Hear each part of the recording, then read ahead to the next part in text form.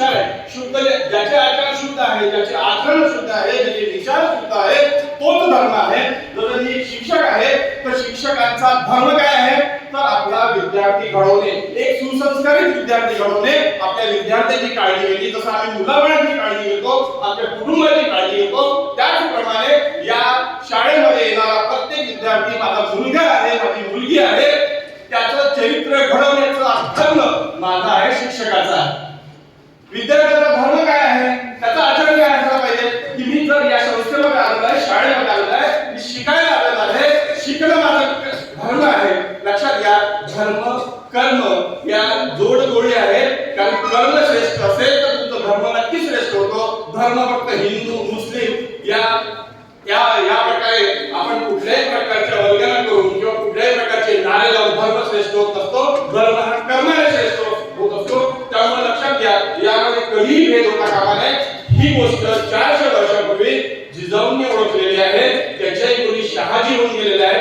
शहाजी म्हणजे केवळ शिवाजी, छत्रपती शिवाजी महाराज नव्हे तर त्यांची जी काही पूर्वज होते त्या पूर्वजांमध्ये सुद्धा अशा प्रकारची पुनर्जागृती बीज लक्षात घ्या पेरली गेली होती. याचं कारण त्यांनी आपला खरा इतिहास जाणून घेतला होता. आम्ही सुद्धा आमचा खरा इतिहास जाणून घेण्याची आवश्यकता आहे. आम्ही पाहतो आहे की आजपर्यंत जसं काल 14 तारखेला छत्रपती संभाजी महाराजांवर छावा नावाचा चित्रपट आला आहे.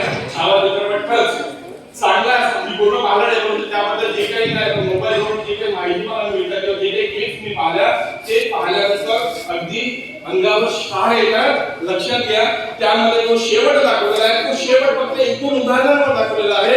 त्या जर तुम्ही पाहिलं की छत्रपती संभाजी महाराजांचा शेवट त्यांचे अनन्वित त्यांनी जे काही हाल केलेले आहे हे 40 दिवसापर्यंत केलेले आहे. त्यांची चांगली सुद्धा सोडून काढलेली आहे. आपल्या चित्रपटामध्ये फार एक दोन प्रसंग दाखवलेले आहेत. त्यामुळे अक्षरशः रडायला येतं किंवा आपल्याला अगदी अंगावर काटे येतात. परंतु जर 40 दिवसाचं जर तुम्ही त्याचे हाल अपेक्षा जर पाहिल्या आणि त्या जेवढे कशासाठी होत्या, धर्मासाठी होत्या. आणि कर्म म्हणजे धर्मच मी तुम्हाला सांगितलेलं आहे. आपण फक्त धर्मवीर म्हणतो, ठीक आहे ना, धर्मवीर आहे, कर्मवीर आहे म्हणून धर्मवीर आहे. परंतु लक्षात घ्या, ज्या राजाने छत्रपती संभाजी महाराजांनी 127 युद्ध अगदी सतत जिंकलेले आहे, अशा कुठलाच छत्रपती कुठलाच राजा जगाच्या पाठीवर झाला नाही. लक्षात घ्या, शिवाजी महाराजांनी जे कार्य सुरू केलं त्याला पुढे चालू ठेवण्याचं काम या छत्रपती संभाजी राजांनी केलं. या संभाजी राजांना औरंगजेबाने लक्षात घ्या की औरंगजेबाची महत्वाची खाणी, मग ती नगरचा शस्त्रगार असो की तुमचा बुरहानपूरचं त्यांचं आर्थिक जे काही केंद्र होतं, जे दख्खन म्हणजे औरंगजेबाला दख्खन काबीज करायचं होतं. कारण दख्खन काबीज केल्याशिवाय पूर्ण भारत आलमगीर व्हायचं होतं. लक्षात घ्या, आलमगीर म्हणजे संपूर्ण विश्वाचा राजा व्हायचं होतं.